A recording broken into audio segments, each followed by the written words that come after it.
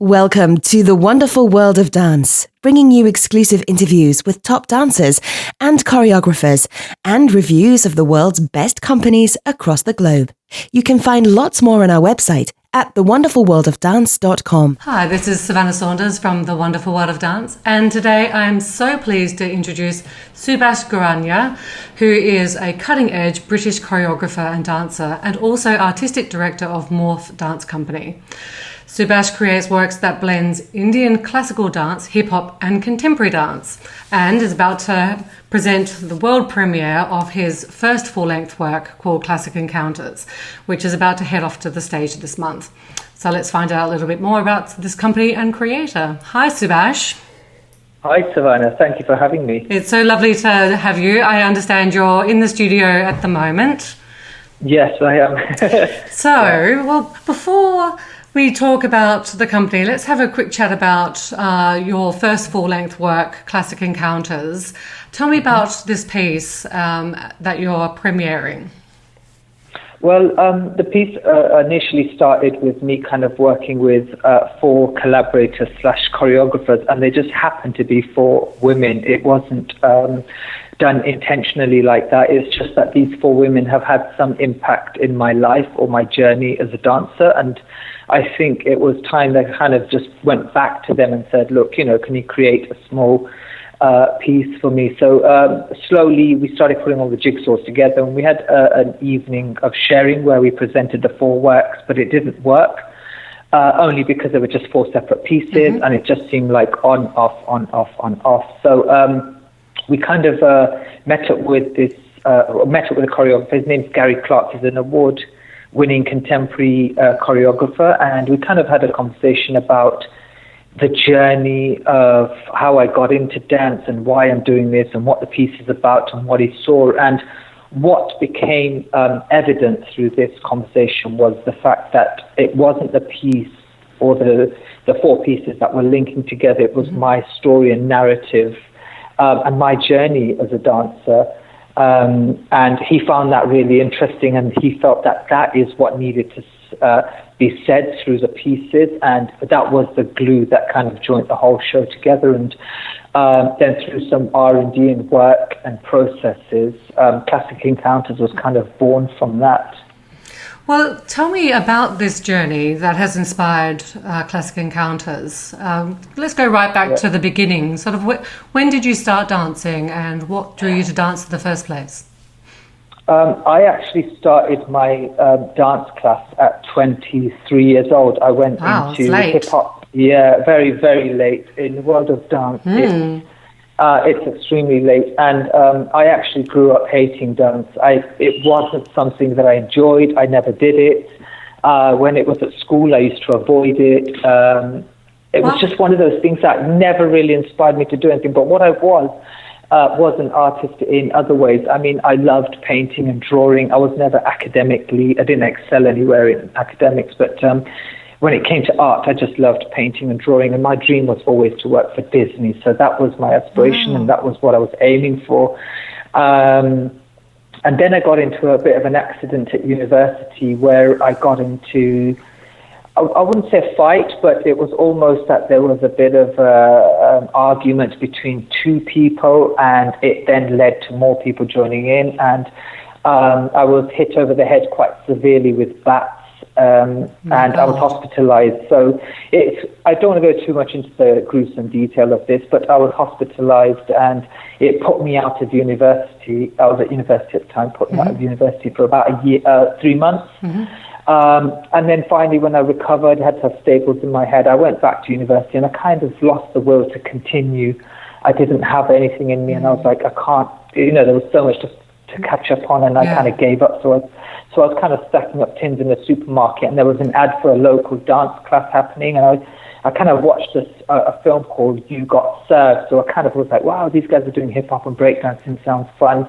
So I went across to this class, and I said, I want to do a bit of street dance and hip-hop. And I was really embarrassed on my first day. I couldn't even look in the mirror. I remember that. I used to look down and dance. But yeah, there was something about going to the dance classes that kind of helped me emote almost physically without having to say anything. And there was something that I started to find a language where I was able to really express through movement. And as I got more and more into the class, I started delving more into this side of things. And my journey kind of began from there. I was doing one class a week, then 3 classes, then I was part of a performing group, then we were doing shows, I was getting more confident, then I got offered to be a teacher somewhere, and I was starting to choreograph and create. And then a company took me on for a production about 5 years later for an Indian classical production. I had no training in Indian classical dance, and she says, I'll train you up, just give me 4 weeks, we'll do this, and then you do the show. And I said, fine, I'll do it. So then I quit everything, and I said, I'm going to just go into dance full time and see how it goes. And she took me in, and she was actually she is my guru, and she's one of the people that have choreographed the pieces out of the 4 female choreographers. So that's kind of my journey through that and how she got involved as well. But yeah, it's been a bit of a weird roller coaster to get into dance. And 23, starting dance is generally very late. But what I have learned is I feel like if you want to dance, you'll just dance. It's not that you started at 6 or 12 or whenever I started. I started very late. I can't do it. I just feel like if you want to express, just express. If you want to say something, just say it through movement. And I'm still going through that process now where I'm still trying to find out my body and my language and how I say it and how I interpret what I want to say through movement. That is quite some story. I am literally stunned. I didn't, you often, you don't often know what stories that I'm going to be told, and I feel privileged to hear these stories. And yours is very, very unexpected. I think that is quite an inspirational story to others, as you say, for who might be thinking, well, I'm too old, or, I don't have the right training, or, I shouldn't be allowed to dance. And actually anyone is allowed to dance, and everyone should dance. But also that you've been able to create a professional career out of this is so inspiring as well, because not only as a dancer, but also as a choreographer, and you also have your own company, Morph Dance Company. So tell me about that sort of transition or that journey from dancer starting to do choreography and then with your own company. So basically, one of the things when I've created, so for now, this is I think the 4th piece, which is a full feature length one now.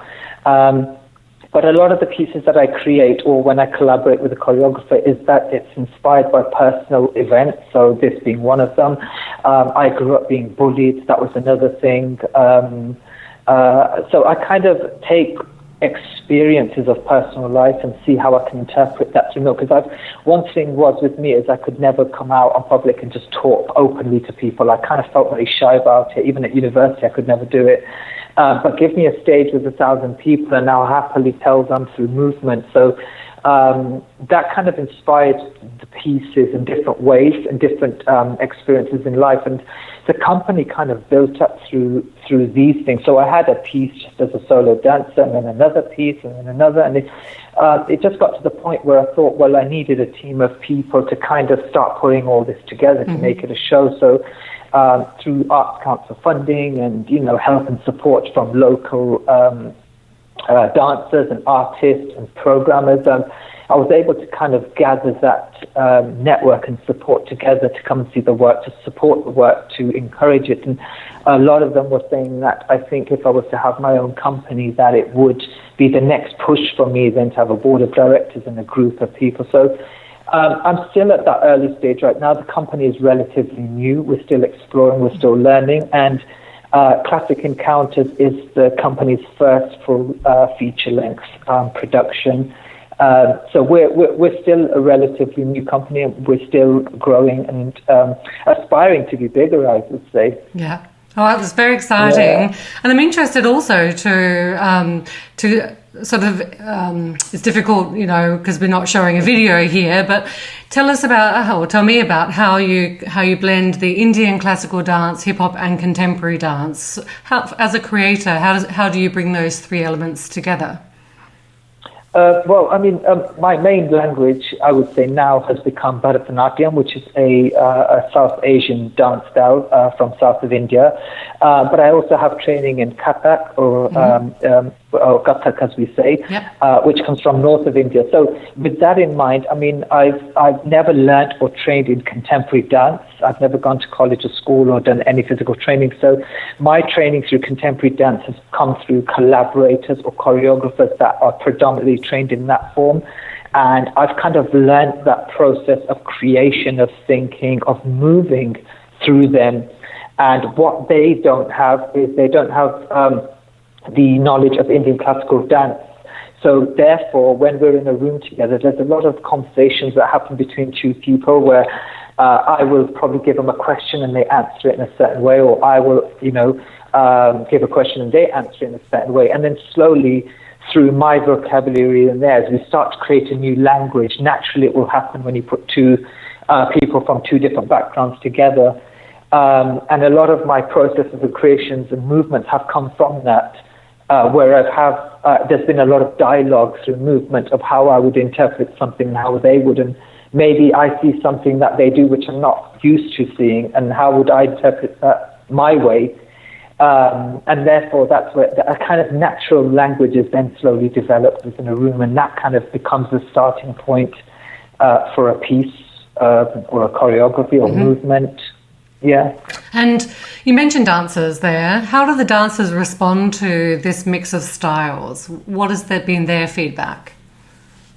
I think nowadays, I mean, dance is so diverse, and everyone knows, a lot of styles right now, even though they may not have done it, they know of it. So even if somebody's not done Bharatanatyam or Kathak, I think they visually can get an image of what it's like. So I don't think there's anything that shocks somebody in the room. I think what is inspiring is the fact that there are so many different ways of working to evoke a new language to grow. And we always say it's like planting a seed. You plant many different seeds, and then suddenly something starts sprouting and growing, and then that becomes a flower, and then eventually you've got a tree. And I kind of see the movements with all the choreographers and collaborators happening in that way, is that we go into a room with nothing but just an empty canvas, and you go in and you start dropping these things. And before it, I mean, I've done productions where we've worked with collaborators and you've worked for months and months and months and nothing happens, and that's okay,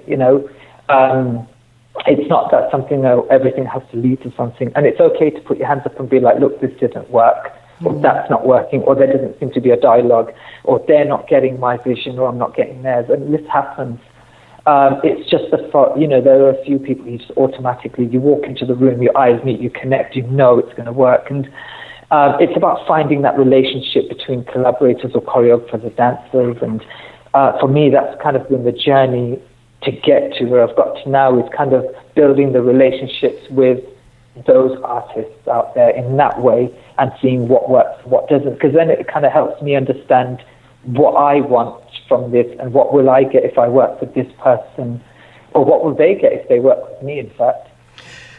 I'm also interested to sort of touch back onto the women that you mentioned, who have been quite pivotal and inspirational in this journey of yours. Do you want to tell us about some of the other three women that you mentioned? Yep. I'd be interested to hear. Yeah, I mean, one of them is a phenomenal Bharatanatyam dancer. She's world-renowned. Her name is Rukmini Vijay Kumar, and I saw her dance in New York for Erasing Borders, and I was just blown away. She's just phenomenal, and she's just up there with one of the best in the world right now, who's a young dancer doing Bharatanatyam, excelling in her career. And I just saw, and I was like, I'm not at that level when it comes to Bharatanatyam, but why not have somebody come in and work with me? And I haven't had an opportunity for Serendipity, where there was a festival, and she and I were collaborating together with two other artists, and we kind of built a good relationship and a rapport. And then I asked her, why don't we create something together? So we created a duet, and it went down very well.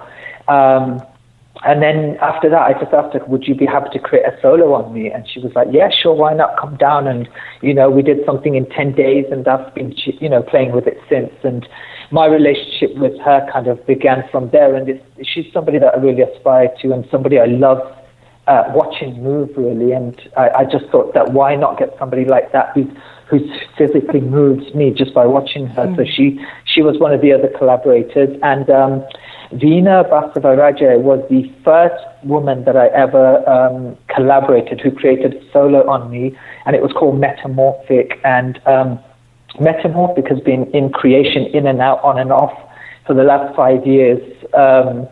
And it's just morphed constantly, no pun intended. It's just constantly been morphing and changing and evolving.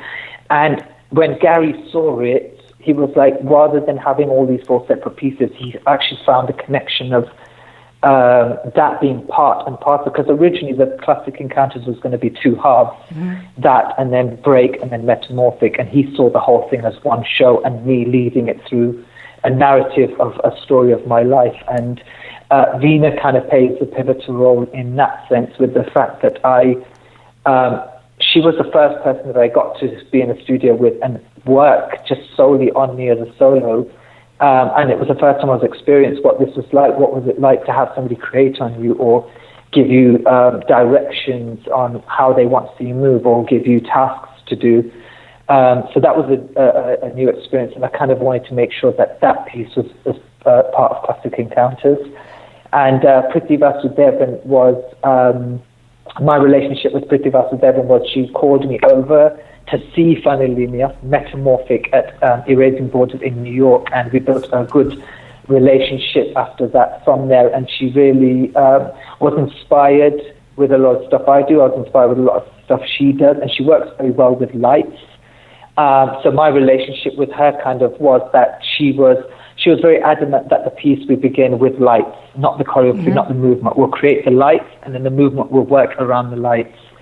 And that became the starting point for our piece, for the 4th piece. So then these 4 separate pieces kind of were joined up together then with Gary Clark as one whole show, which is what is Classic Encounters now. Wow, that is an incredible set of people in your life, and those partnerships and collaborations. You mentioned light there. Tell us about the music for Classic Encounters. Yeah, so we've got 3 phenomenal composers. One is Shami Bithya. He's an award-winning composer from the UK. He works predominantly in Indian classical as well as Western. And Neeraj Chad, I'm sure a lot of people know him. He also has done a lot of stuff for BBC and commercial stuff, but he's a phenomenal composer. And the last composer is Raghu Dixit, who was the composer for Metamorphic initially when we started. He's a real huge pop / commercial singer in Bangalore. He's got a huge following over there. I mean, he does tours all over the world as well. And he's the 3rd composer. So all collectively, the whole show is made up of these 3 separate composers. So my final question then is, what would you like to have audiences take away from this production when they leave the theatre? What are you hoping that they take with them? Well, I don't want to give too much away because there's an element of surprise in there. Surprise. And I don't want to say what that surprise is because otherwise people will expect it. So there is something at the end of the show which happens, and I can't say too much other than that. But for me, I think what's really important is I never spoke about the fact that I was bullied or how I got into dance. It was never spoken about. I mean, I've been dancing since for the past 8-9 years, and I've always done other stuff. And Gary was like, if you don't want to talk about it, it's fine, you know. And I was like, I don't mind talking about it, just never thought about it. And he was like, well, let's write a story. And I kind of wrote everything on pages and pages of my emotions and anything I wanted to say. He just said, get it out there. And with that in mind, I think for me, it's the fact that I kind of talk about my journey in the piece and how I got into dance. And I think for me, if the audience can take something from this, and now not necessarily saying that they want to dance, it might be that they want to create music, they want to do something else, they want to do this, they want to.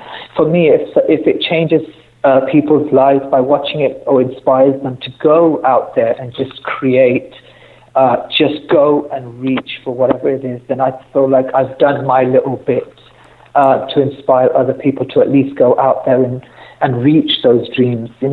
Really just go for it. Don't hold back. Well, I feel very inspired by your story, and I'm so excited to say that the Classic Encounters world premiere isn't too far away. So it's on the 15th of October at the Midlands Arts Centre. And then we'll be at the Curve in Leicester the 23rd of October. And for all the listeners, do check out the website for the details, which is morphdc.com. So for stumbling over my words, morphdancecompany.com, but it's morph,